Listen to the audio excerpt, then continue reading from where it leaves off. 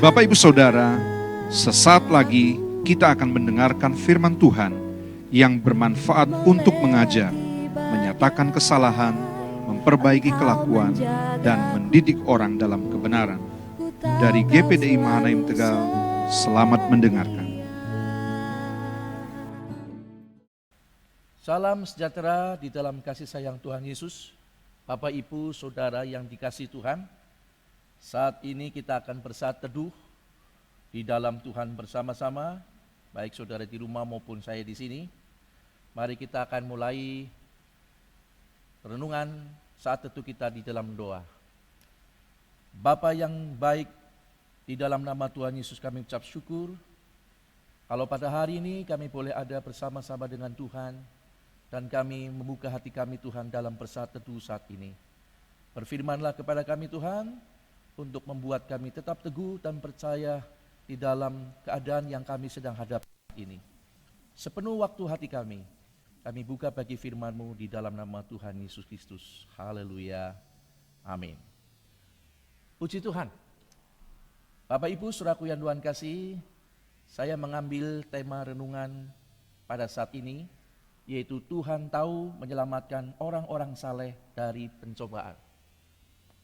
Nas Alkitab yang saya bawa, yang saya ambil di dalam 2 Petrus 2 ayat 9, firman Tuhan berbunyi demikian. Maka nyata bahwa Tuhan tahu menyelamatkan orang-orang saleh dari pencobaan dan tahu menyimpan orang-orang jahat untuk disiksa pada hari penghakiman. Saudara yang dikasihi Tuhan, Tuhan Allah kita di dalam nama Tuhan Yesus Kristus adalah Tuhan yang tidak pernah kehabisan cara dan sarana untuk membebaskan orang percaya dari pencobaan yang terjadi di dunia ini, termasuk saat ini. Karena penyelamatan bagi orang-orang saleh, orang-orang percaya adalah pekerjaan Tuhan. Dia turun ke bumi untuk menyelamatkan orang-orang yang bertobat percaya kepada Tuhan. Demikian juga berlaku sampai pada hari ini. Tuhan tahu menyelamatkan orang-orang salehnya, orang-orang yang percaya kepadanya untuk diselamatkan. Dan Tuhan juga tahu untuk menyimpan orang-orang yang menolak Tuhan, yang tidak percaya kepada Tuhan untuk disiksa pada hari penghakiman. Nah Bapak Ibu Saudaraku yang Tuhan kasihi, kalau kita menyimak di dalam Alkitab, kita dapat mengetahui bahwa setiap pencobaan yang Tuhan izinkan terjadi, baik berskala menyeluruh secara dunia maupun berskala kecil di dalam satu negeri, selalu itu terjadi karena adanya kejahatan dosa dari manusianya yang sudah memuncak di hadapan Tuhan. Contohnya adalah di dalam Alkitab kita melihat di dalam kitab Kejadian pasal 6-7, saudara bisa lihat di situ adalah air bah. Seluruh bumi tidak ada yang luput dari terjangan air bah. Karena pada saat itu kejahatan dan dosa manusianya begitu memuncak, sehingga Tuhan izinkan pencobaan dan penghukuman terjadi. Contoh lain juga yang berskala lebih kecil, hanya 1-2 negara atau satu wilayah, yaitu dalam peristiwa Sodom dan Gomora. Itu dicatat di dalam kitab Kejadian pasal 18-19. Bapak Ibu juga bisa catat dan pelajari nanti. Peristiwa ini juga diizinkan oleh Tuhan karena di kota Sodom dan Gomora orang-orangnya sudah melakukan dosa dan kejahatan. Sehingga Tuhan lakukan penghukuman dan pencobaan yang begitu besar terhadap kota ini. Nah kita juga melihat dalam kedua kejadian, pencobaan dan hukuman. Kita melihat di situ saudaraku yang Tuhan kasihi, apakah ada orang-orang percaya ketika Tuhan mengizinkan sebuah pencobaan, ketika Tuhan sudah mengizinkan penghukuman, di dalamnya satu daerah atau satu wilayah yang dihukum Tuhan atau diberikan pencobaan, apakah ada orang-orang percaya? Jawabannya jelas, ada. Contohnya di dalam peristiwa air bah, di situ ada orang benar, yaitu Nuh dan keluarganya. Demikian juga terjadi dalam kehidupan Lot ketika Sodom dan Gomora dihukum Tuhan. Di situ ada Lot dan keluarganya yang percaya kepada Tuhan. Dan kita lihat Allah tahu menyelamatkan orang-orang yang percaya kepadanya. Dia menyelamatkan Nuh dan menyelamatkan Lot serta keluarganya. Nah, Bapak Ibu saudaraku yang Tuhan kasihi, Tuhan punya banyak cara dan sarana untuk menyelamatkan kita dari pencobaan yang menimpa dunia ini. Namun ada satu hal yang harus kita ketahui. Dasar penyelamatan Tuhan adalah tercatat di dalam 2 Timotius 2 ayat 19. Firman-Nya berbunyi demikian. Tetapi dasar yang diletakkan Allah itu teguh, dan meterainya ialah Tuhan mengenal siapa kepunyaannya. Dan setiap orang yang menyebut nama Tuhan, hendaklah meninggalkan kejahatan. Artinya, Tuhan akan menyelamatkan orang-orang yang dikenalnya sebagai miliknya. Tetapi bukan berarti semua orang yang mengaku percaya kepadanya adalah pasti dikenal Tuhan. Tidak. Sebab Tuhan mengenal siapa milik kepunyaannya, dan Tuhan gak pernah salah untuk menilai siapa yang betul-betul dikenal sebagai miliknya. Nah, kalau kita melihat di dalam ayat ini, Bapak Ibu Saudaraku yang Tuhan kasih, apa yang menjadi tanda utama pengenalan Tuhan terhadap miliknya, yaitu kepada kita, itu ditulis di dalam ayat ini, Saudaraku, setiap orang yang menyebut nama Tuhan hendaklah meninggalkan kejahatan. Camkan baik-baik.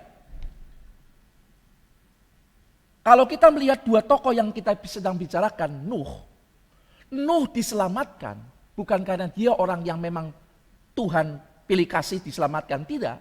Karena Nuh adalah satu-satunya orang dan keluarganya yang tidak turut melakukan kejahatan pada waktu itu.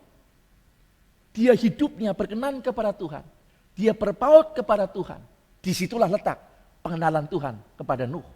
Karena ia tidak turut melakukan kejahatan. Yang kedua Lot diselamatkan juga karena dia adalah orang yang tidak turut ambil bagian dalam kejahatan Sodom dan Gomora. Dia orang yang berpegang kepada Tuhan.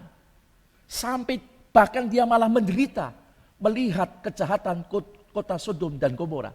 Dan disitulah letak pengenalan Tuhan terhadap Lot dan keluarganya. Untuk itu Bapak Ibu Saudaraku yang Tuhan kasih, jangan kita berhenti kepada percaya kepada Yesus. Tapi mari sampai kita masuk kepada tahap Tuhan betul-betul mengenali kita sebagai miliknya, yaitu meninggalkan kejahatan. Berdiam dirinya kita di rumah adalah sebuah kesempatan untuk kita mengintrospeksi diri. Apakah betul-betul kita sudah masuk pada taraf yang dikenal Tuhan dan nanti akan diselamatkan oleh Tuhan. Sebab Tuhan mengenal milik kepunyaannya dan tahu bagaimana menyelamatkan orang-orang yang dikenalnya. Puji Tuhan, saudaraku yang Tuhan kasih. Dan kita melihat dalam Tuhan menyelamatkan orang-orang yang dikenalnya. Yaitu orang-orang yang percaya kepada Tuhan yang tidak melakukan kejahatan. Tapi benar-benar melakukan firman Tuhan seperti Nuh dan Lot. Maka Tuhan menyelamatkannya juga memiliki berbagai macam cara. Jika kita melihat dalam Tuhan menyelamatkan Nuh, Tuhan pakai cara lewat bahtera. Bagaimana dengan Lot? Ketika Tuhan menyelamatkan Lot, Tuhan pakai cara. Dia mengirim malaikatnya, Lot dan keluarganya digandeng, dibawa keluar untuk lari ke atas gunung. Nah, bagaimana dengan keadaan kita sekarang ini? Keadaan yang sedang kita hadapi yaitu pencobaan. Dengan adanya wabah ini, Tuhan juga pakai cara yang lain. Cara yang bagaimana? Tuhan pakai cara lewat pemerintah. Bapak Ibu Saudaraku yang Tuhan kasih, sebatas pemerintah itu tidak melanggar kebenaran firman Tuhan. Semua kebijakannya adalah sungguh-sungguh berkenan kepada Tuhan dan dapat dipakai Tuhan sebagai alat Tuhan untuk menyelamatkan kita pada saat ini. Sebab di dalam Roma di dalam firman Tuhan, saudaraku yang Tuhan kasih, dalam Roma 13 ayat yang keempat, jelas-jelas dikatakan bahwa pemerintah adalah hamba Allah untuk kebaikan kita. Jadi selama pemerintah tidak melarang kita untuk beribadah dan selama kebijakannya tidak bertentangan dengan firman Tuhan, maka Tuhan pun bisa pakai pemerintah sebagai salah satu cara untuk menyelamatkan kita. Untuk itu Bapak Ibu Saudaraku yang Tuhan kasih, jangan sampai kita menjadi keliru dalam berpikir. Kadang-kadang banyak orang berkata, memangnya Tuhan nggak bisa berkuasa atas virus COVID-19 ini? Saya menegaskan saudara, Tuhan kita sangat berkuasa dalam segala hal. COVID-19 kecil, tetapi kita lihat caranya Tuhan. Bukan berarti Tuhan tidak mau melepaskannya, tapi ada cara Tuhan untuk menyelamatkan kita. Konteks kita pada hari ini adalah cara Tuhan dalam menyelamatkan orang-orang percaya. Mari kita lihat dalam peristiwa Nuh. Allah memberikan cara untuk orang bisa diselamatkan lewat bahtera. Diperintahkannya Nuh untuk memberitakan tentang firman Tuhan. Orang-orang pada waktu itu diberi kesempatan untuk bertobat dan selamat dengan cara masuk ke dalam bahtera Nuh. Tapi lihat, hanya Nuh dan keluarganya yang selamat, tapi semuanya binasa. Apakah Tuhan kehilangan kuasanya? Tidak. Tapi karena mereka menolak caranya Allah untuk masuk ke bahtera. Demikian juga pada waktu peristiwa Lot. Malaikat Tuhan menarik mereka satu tangan, anak-anaknya satu tangan, Lot dan istrinya dibawa naik ke bukit dan berkata, pergi lurus, jangan menoleh ke belakang. Itu cara keselamatannya, lari. Tapi lihat, istri Lot menoleh ke belakang dan dia tewas menjadi tiang garam. Saya mau bertanya, apakah Tuhan kehilangan kuasanya untuk tidak bisa menolong istri Lot? Masalahnya bukan pada Allahnya, saudara. Tapi masalahnya adalah pada ketaatan istri Lot. Istri Lot tidak taat kepada caranya Tuhan. Saudara tahu, setiap orang yang menolak caranya Tuhan, itu sama dengan memberontak dan melakukan kejahatan. Yang jelas pasti akan tewas. Demikian juga dengan cara Tuhan pada saat-saat ini. Saya sangat-sangat percaya bahwa Allah begitu berkuasa. Tapi saya sangat-sangat percaya juga bahwa cara Allah untuk menolong umatnya pada saat ini adalah lewat pemerintah. Untuk itu turuti saudara. Turuti himbauan pemerintah. Karena bagi saya itulah cara Allah untuk menyelamatkan umatnya pada saat ini. Hari-hari ini Bapak Ibu Saudaraku yang Tuhan kasih, marilah kita berpikir dengan tenang dan tetaplah berdoa. Allah sedang bertindak dan salah satu tindakan Tuhan cara ini adalah melalui peraturan pemerintah. Sekali lagi, sepanjang peraturan pemerintah tidak bertentangan dengan firman Tuhan. Tuhan katakan itu cara Tuhan untuk menyelamatkan umatnya. Untuk kebaikan kita semua. Dan Tuhan memakai pemerintah seperti yang ditulis dalam, sekali lagi dalam Roma 13 ayat 4. Sebagai hamba Allah untuk melakukan caranya Allah. Udah gitu Bapak Ibu Saudaraku yang Tuhan kasih.